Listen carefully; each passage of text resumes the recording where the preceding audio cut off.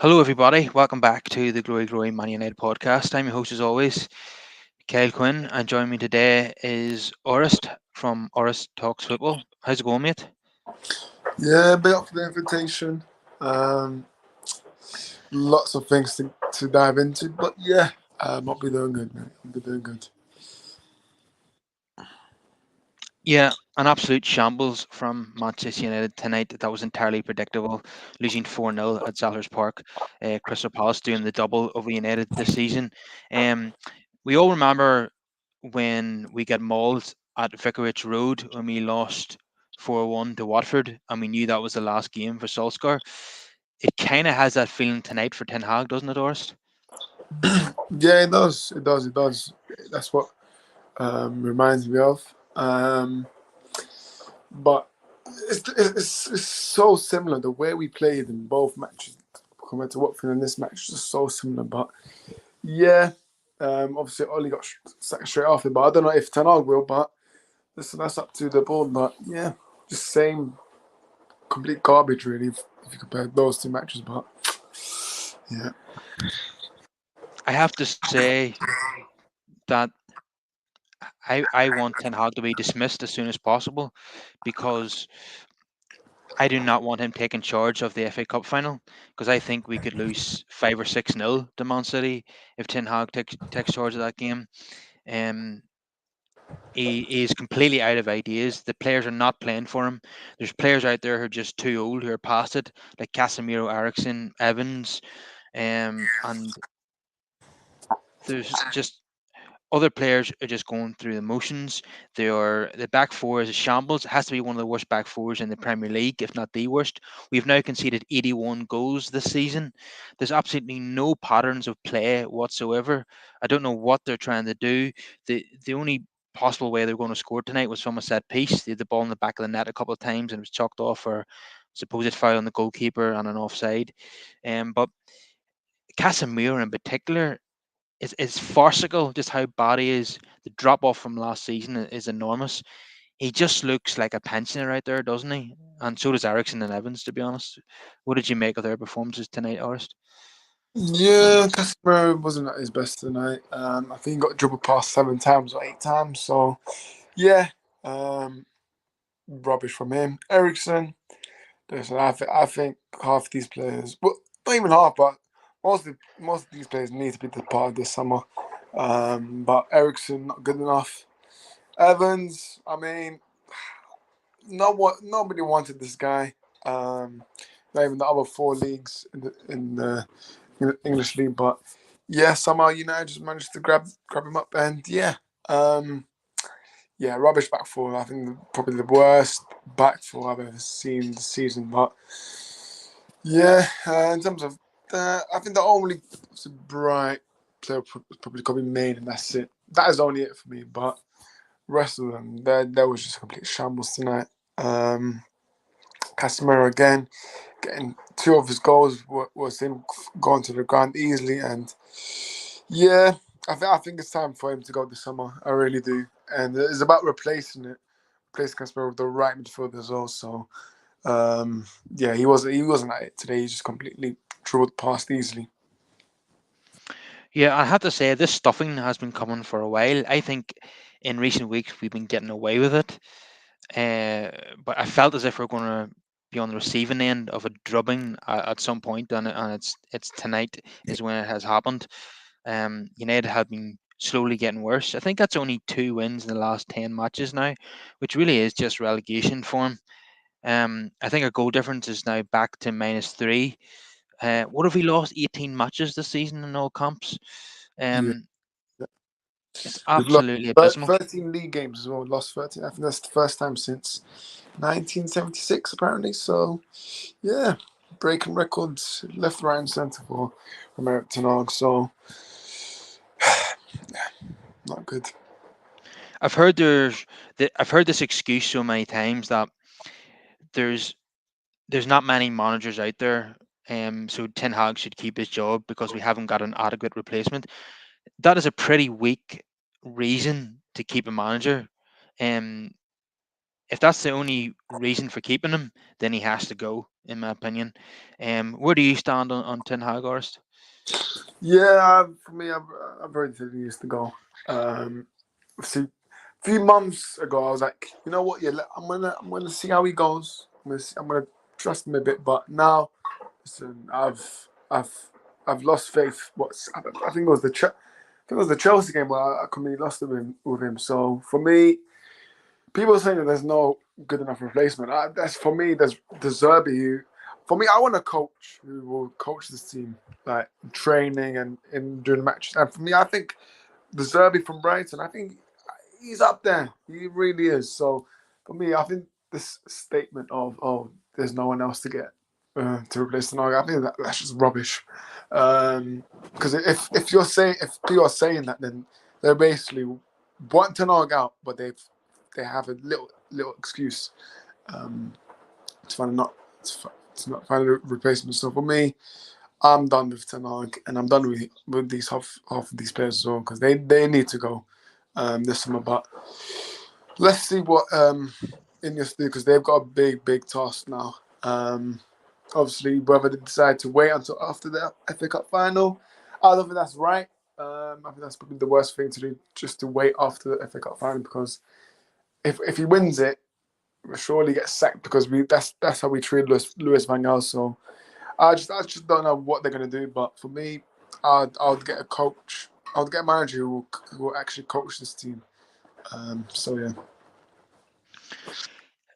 Yeah, I agree.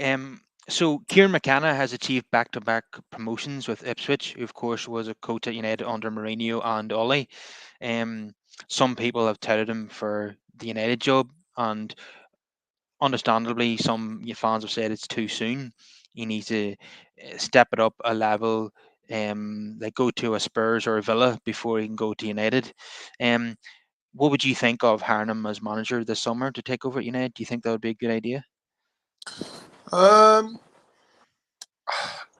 for me, I think I do think it's a bit early for McKenna. I definitely would like to see how he does in the Premier League next season with Ipswich. But he's a good candidate though, because I remember a lot of United fans when he did go to Ipswich, they were laughing at Ipswich saying, "Oh, they got a rubbish manager. They're gonna do bad." So now he's turned around for Ipswich, but for him to be United manager, I think it is a bit early. But one thing is that I do want to see how he does in the Premier League. If he does well, just why not give it a try to United? So yeah, Yeah, well, Xavi Alonso had only coached Real Madrid's reserves and Bayer Leverkusen gave him a chance.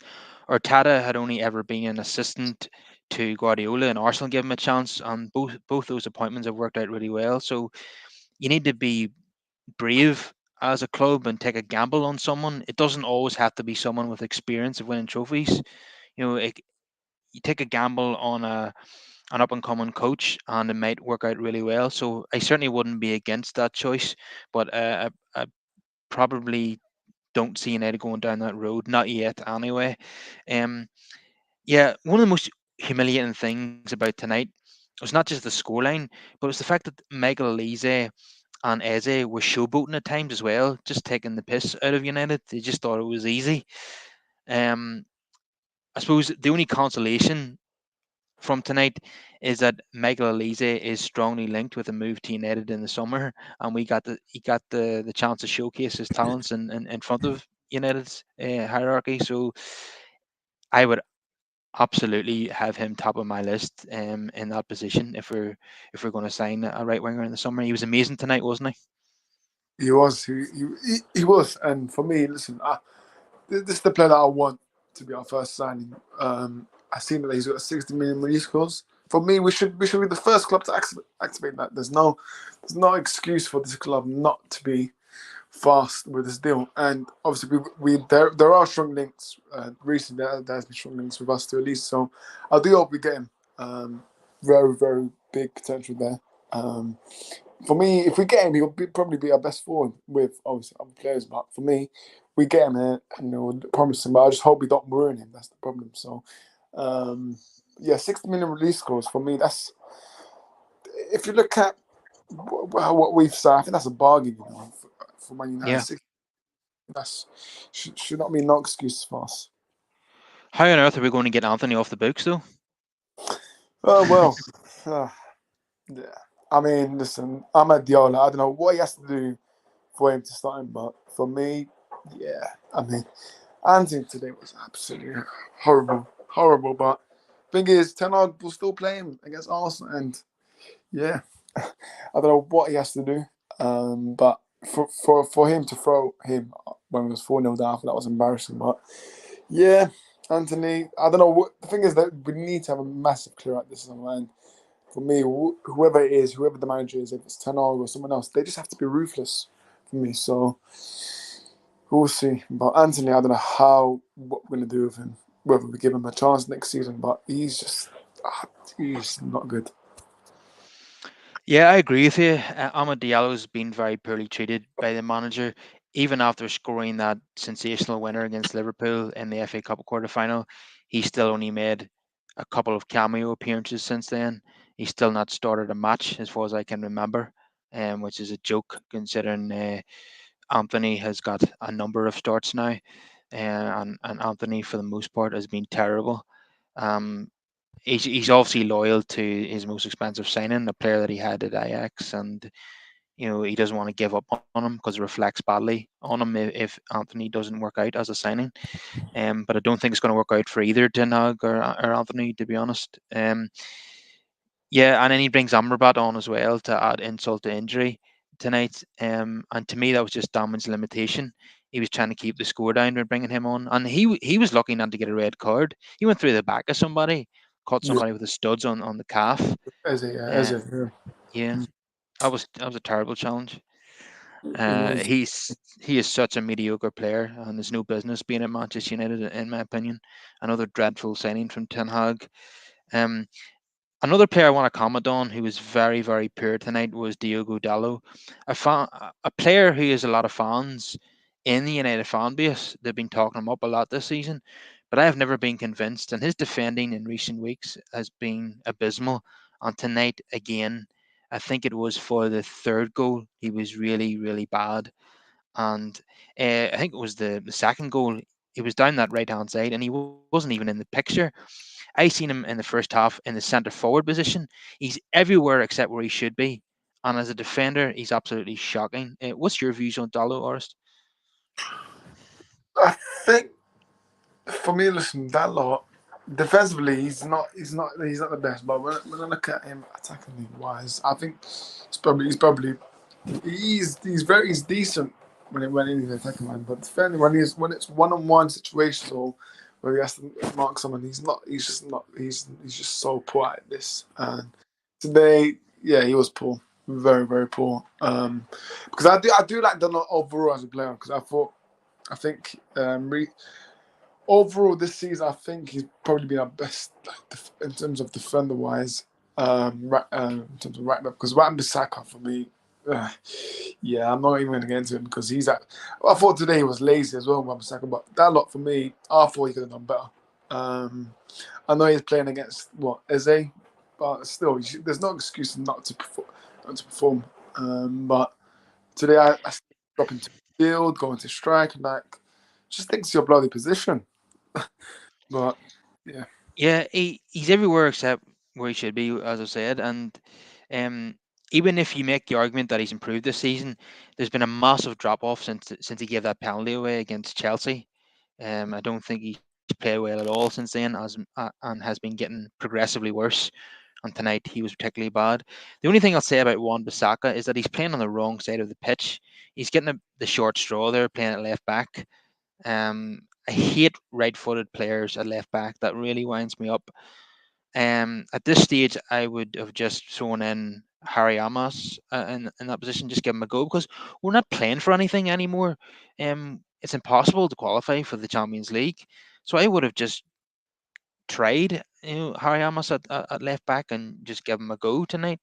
And it would have brought more balance to the team. You need to have a left-footed player in that position. We've only fairly had that all season. Um, I don't think we have a chance in the cup final, to be honest. But to give us a slight glimmer of hope, we need to have Shaw starting at left back and Martinez at centre half. Um, the centre halves are just dropping like flies. Maguire's got injured now in training, and Johnny Evans has come in tonight, and he was absolutely skint for the first goal. Johnny Evans, he's he reads the game really well, and he's put in good performances in maybe 7 out of the 10 games that he's played. But at times he's really got done for pace, and tonight he was beaten so easily. He just There's been the odd game where he looks his age, and tonight was one of those, I'm afraid. And he should probably retire. He should probably retire from football in the summer. It's really hard to play against 21-year-olds on the opposite team when you're 36. They make you look your age when they're that good. Um, Palace's forward line were magnificent tonight, and so was that midfielder they got from Blackburn Yeah, as well. Adam Morton. Adam Morton, yeah. Some Palace fans have been saying that he's better than Manu. I wouldn't quite go that far, but fans tend to be quite loyal to their own players. Palace, I think that's 4 wins in a row now for them. As I say, it was entirely predictable what was coming tonight. Um, Anyone who put money on Palace would have been wise to do so, because it was it was obvious that they were going to win this game. And it really could have been more as well. It was 4-0, but I think they hit the is it Edward? I think hit the woodwork there. I Yeah, think there was a deflected shot that could have went in. I think a few chances were missed as well. And yeah, it was a total and absolute embarrassment from start to finish. Even when the first goal went in, I was thinking this is going to be a drubbing, because they've dominated from the start of the game. United are not in this game. Only Garnacho was a threat at the start of the match. He was running. The good thing about Garnacho is he never stops running at defenders. But he just couldn't get in the game in the second half at all. There was nobody, hardly anyone else playing well. I know you mentioned Menu there. He done well in parts, but he wasn't very good for the first goal. The first goal, um, Menu was obviously partly to blame, but what about the attempted challenge from Casemiro on Michael Lise? I think he dived in the wrong way. He seemed to be going. He tried to make a dive and challenge, and he died yeah, in the opposite direction to what Elise was going. He was just totally humiliated there, and Ericsson couldn't get anywhere near him as well. It was just an absolute joke, to be honest. Um, yeah, there's players there who are just not good enough to play for United, and others who are just so far off the pace it's not even funny. It really is so depressing, isn't it? yeah, it is. And I thought customer, I don't know why he's probably diving on the floor, but stop going to the floor, like, just stay up. But yeah, um, I think these players have mentally checked out. Really, if they're really focused on the FA Cup final, then that tells because I don't see no chance of us winning that final. But for me, listen, there's still what 3 games left. Just for me, I'll tell them try go on a little run, and then hopefully gives them a little boost for the final. But that doesn't work. Yeah, I mentioned that. So yeah, but Ericsson looked off it. I think Adam Morton bust him. I thought Will Hughes, fair play to him. Like wow, him and Morton, they were just bossing midfield. Like showboating, like Elise, Hughes, Wharton, they're all doing these showboating. So yeah, bad day in the office. But listen, if these United players really want to get themselves motivated for that final, then these next 3 games they need to go on a little run. But I just don't see that happening. Yeah, we made Will Hughes look like Claude McAlilly tonight. It was an absolute joke. Um, as Bruce here says, other shambles, coming of age performance by Casemiro, the age of Saudi. Yeah, that's been coming for months now. And I think Casemiro and Varane will both be going to Saudi in the summer. And there has to be a massive clear out. There's no point in getting rid of another manager and keeping the same squad again. 90% of these players have to go. Of course, that's not going to happen in one window. I agree with the briefing from the club that only Hoyland, Garnacho, and Menu are not for sale, and everybody else has their price. Now, I would probably like to keep Bruno Fernandes and Probably Maguire, considering there's going to be a whole lot of centre halves leaving, and he's been in decent form. But other than that, I would be quite happy to sell anyone else, and including Marcus Rashford. What's your views on that, Orest? Yeah, no, I agree. Marcus Rashford's on that list. Hopefully, PSG.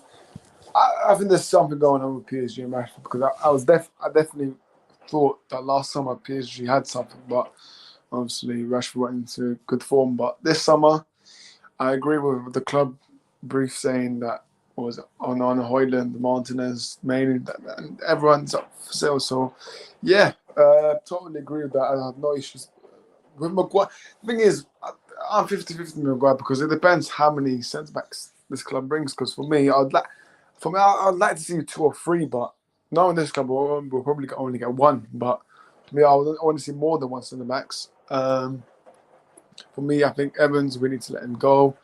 Rashford, the thing is, if Ten Hag's still here, he would probably still keep him, man. Because Ten Hag still thinks he's the best player in the world and probably still has one last belief in him, which I actually think is outrageous because he does his little interviews, but he just doesn't do the talking on the pitch. So yeah, hopefully we can get rid of Rashford. Bruno, I'm I'm 50-50 Bruno. I would like to see him stay, but I think Ten Hag's already confirmed that he's staying for another 2 years. I think he's got his contract. So apart from that, yeah, everyone is up for sale for me. Yeah, absolutely. I think you need at least four centre backs because centre halves do have a tendency to get injured. I think Varane will go, Evans will retire, and Lindelof will probably go as well. He's into the last year of his contract, and I think United will try and get money for him. And then that leaves you with just Maguire and Kimbwala. And I don't see us signing any more than two centre halves this summer, two at the most, I think. And you need to, as I say, you need to have four. So I can see Maguire staying for the remainder of his contract there, which is just 1 year.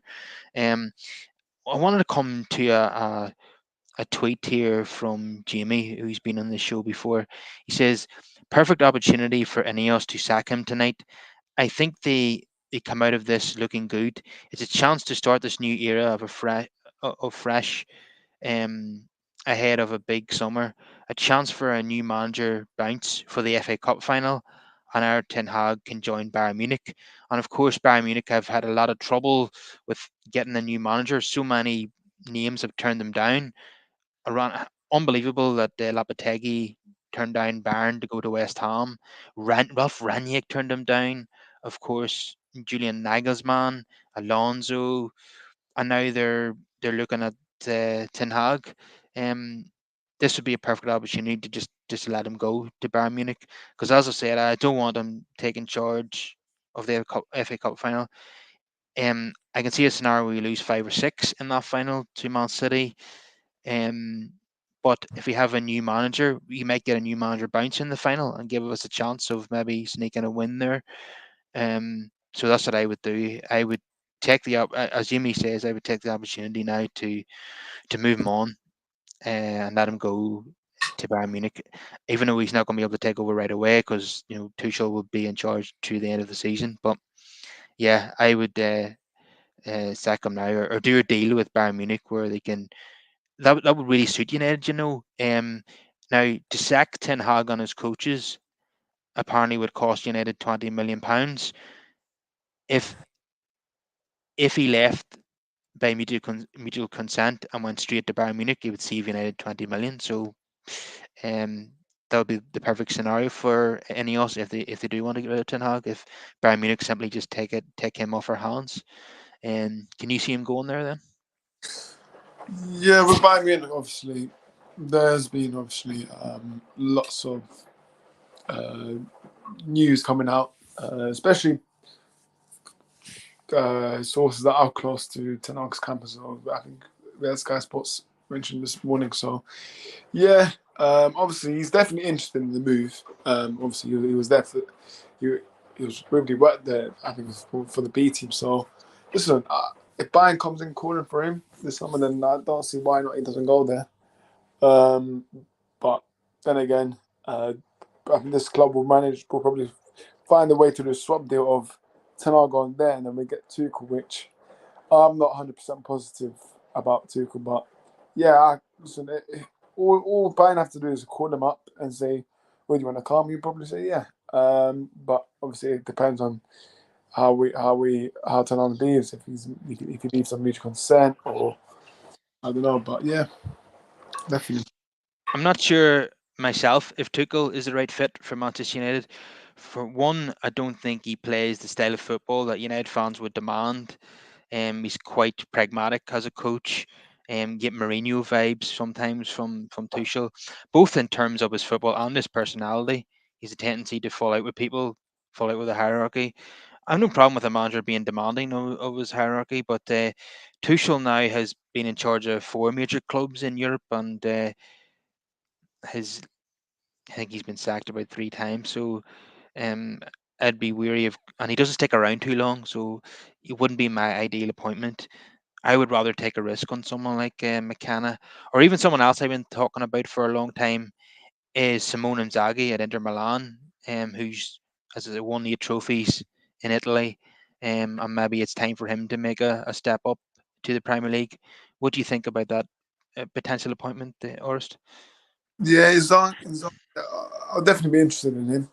But I think obviously Inter won the Serie A now, so I think they would demand a huge fee for Inzaghi. But that's one manager I would definitely would be interested in. I would never say no to that. But yeah, um, Inzaghi, McKenna, they are good candidates up there. But Inzaghi, I think is a bit no because obviously he probably wants to stay at Inter now for next season. McKenna obviously will probably focus on his Ipswich job for next season in the Premier League. So both good names, and I wouldn't say no to both. To one of them. So yeah. Yeah, they're both excellent coaches. Um, yeah, and United are going to have a proper sporting structure in place this summer. Obviously, Wilcox is already there as a technical director. Omar Barada will start as CEO on the 13th of July. And Dan Ashworth, I think, is moving a step closer because Newcastle are going to bring in Dougie Freeman as their director of football. So you like to think that they will then release um, Ashworth for a reasonable fee and not the 20 million that they're demanding. Um, if they don't release him soon, then Ashworth is going to take them to the Court of Arbitration for Sport to get out of his contract there. Because it's been dragging on for too long. We need to have our director of football in place for this window, and if we don't get it sorted soon, then we won't. And then Will Cox would probably have to take charge of that for the time being. So I am positive about United getting it right in the long term, but in the short term, it's been so bad, and it's horrible to watch as a fan. Every other club in England and in Europe are just laughing at us. We're just a complete laughing stock. But we've been here before in the last decade. But the only difference is this time we know there are changes happening above the manager, the right changes, the right people coming into the club in the right roles, and not accountants and bankers making decisions. Totally different now.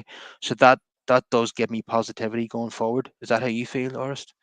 Yeah, I know 100% because obviously they just bring the football structure at the top where I've always said it's important for a manager to succeed in a football club. So for me, I just hope we wrap up the Dan Ashworth deal quickly.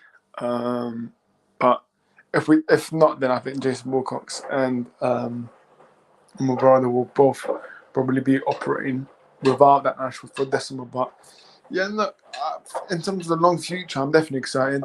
Um, but I think what you said about short term is absolutely spot on because short term, all United fans are saying, right, what's the plan with the manager? Because I don't think right. Thing is, Ratcliffe, he's actually been asked about Ten Hag in interviews. I think he's been saying, oh, about patience and time and stuff. So for me, we need answers in terms of the short plan, in terms of the manager. That medical department needs sacking, by the way. That I think the guy that we brought from Arsenal, Gary O'Driscoll, he needs to go.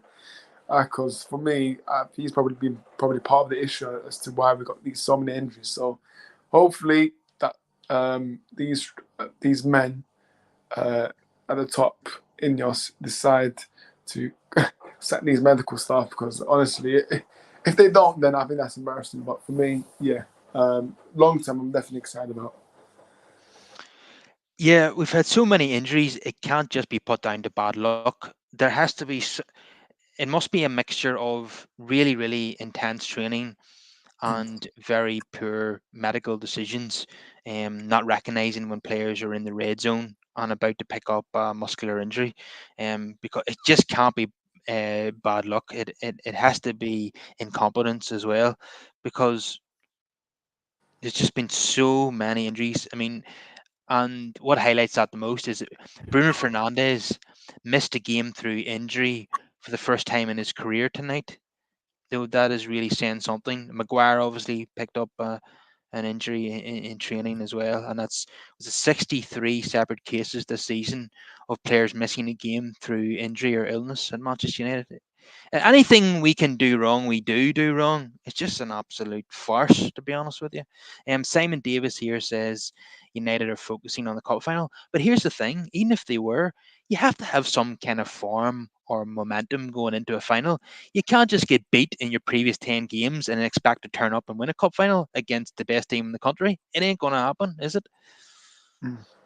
No, exactly, you're right. And like I said before, we need if we want to have a chance to win this final, then we need to have momentum. But these players, they don't think that. But Simon, I know he says that focusing, but at least think about the now and not think about the later, which is the final. Think about these next 3 games as they're important. Like there's no guarantee of us winning that final, so it's either us trying to get as high as possible on the table, getting whether it's Europa League or what.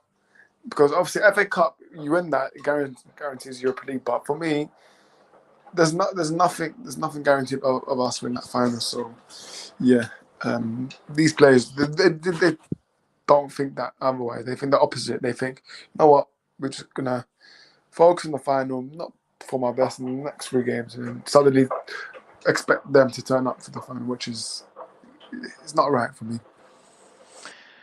So I'm going to do a rundown of the player ratings. I'm really just doing it for fun at this point because it's just going to be embarrassing. So Onana conceded 4 goals, obviously. Did make a couple of decent saves. Don't think it was his fault tonight. Um, I would say a 5 for Onana. Dallo really, really poor, especially for the third goal and second goal as well. Actually, it would be a 2 out of 10 for Dallo. Casemiro would have to be a 0 out of 10. He was that bad. Johnny Evans really poor. It'd be a 2. Wan-Bissaka, the only thing I'll say is he's playing out of position. Really, Dallo and Wan-Bissaka should be playing on the opposite side of the pitch, but the manager insists on this. Wan-Bissaka would be a 2. Kobe Minu, as you said, was one of 2 decent performers for United on the night. Who showed glimpses. Manu would be a 5. Casemiro, oh sorry, not Casemiro. Ericsson, um, yeah, it just looks like a player who no longer has the legs to play at this level anymore. And even in the last cup final against Man City, that was apparent. He had to be substituted at Wembley for Garnacho after 60 minutes in last year's final, and it was a really boiling hot day in London, if you remember, last May in the cup final, and Ericsson just couldn't cope with it. You know that pitch is pretty wide as well, and he was well off it, and things have not improved obviously. So it would be a 4 out of 10 for Ericsson. Mason Mount, I was really hoping after waiting so long for a start. It's been about 7 months since he last started a game in the Premier League. He looked decent in cameo appearances recently. Scored against Brentford, obviously, and didn't really work out for him tonight. But what can you do when the rest of the team is so bad and they're just so disjointed? They don't look like they've been doing anything worthwhile on the training ground all week. It's really hard to come into a losing team and pick that team up. So yeah, didn't work out for Mount tonight, so it'd be a 4 out of 10. Anthony, absolutely abysmal, as you say. Another one of his stinkers. Be a 2 for Anthony. He was the first person to be substituted. He was taken off for Amrabat, as I say, because he wanted to keep the score down. And Hoyland, had the ball in the back of the net at one point, but ruled out for a foul on the goalkeeper. The keepers always get protection. But once again, total lack of service. He tries and he tries, but this team isn't set up to get the best out of him, unfortunately. So a 4 out of 10 for Hoyland. Um, Amrabat came on. He was abysmal. Should have been sent off. 1 out of 10 for him. And Wheatley and Ahmad came on with only 10 minutes of normal time to go, so can't really give them a rating. And Ten Hag will get a 0 out of 10 as well for tonight. One of the most embarrassing performances of his reign, and it looks like it could be end of days moment for him, like we said earlier. So up next is the small matter of Arsenal at Old Trafford, title chasing Arsenal. How bad could that get, Orest?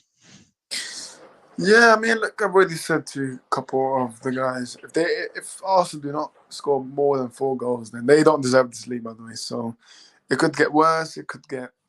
I mean, look, I know we beat them 8-2 before, but it could be the opposite way now. So, oh my god, listen, I'm listen. I think I'm expecting Arsenal to win this game a lot. Convincing. If they're serious, if Arsenal are serious for this title, then they need to be battering us. But it'll be a typical United to turn up and beat Arsenal. But listen, I no, there's no confidence for me for us to beat Arsenal. I just don't see it. I really don't.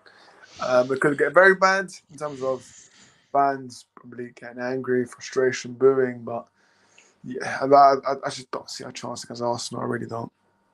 Yeah, we've got results against Liverpool this season, which were totally unexpected. But Liverpool have proved in recent weeks that they're not all that. Against City, we were comprehensively beaten in both games. And Arsenal are up there with Man City. They're on that kind of level. They're probably going to lose the title by just 2 points. Um, and Arsenal do have the capability of smashing us. Arsenal, they've a better goal difference than City. They've scored more goals. They've a better head-to-head than City. And in the 2 games they played against City, they got 4 points.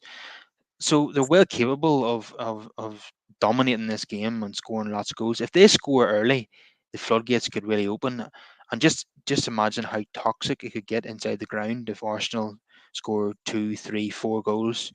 And it's going to be, if Ten Hag's in charge of that game, it could be bad. Now the crowd haven't really turned on Ten Hag so far, but they could on Sunday if the scoreline is really bad.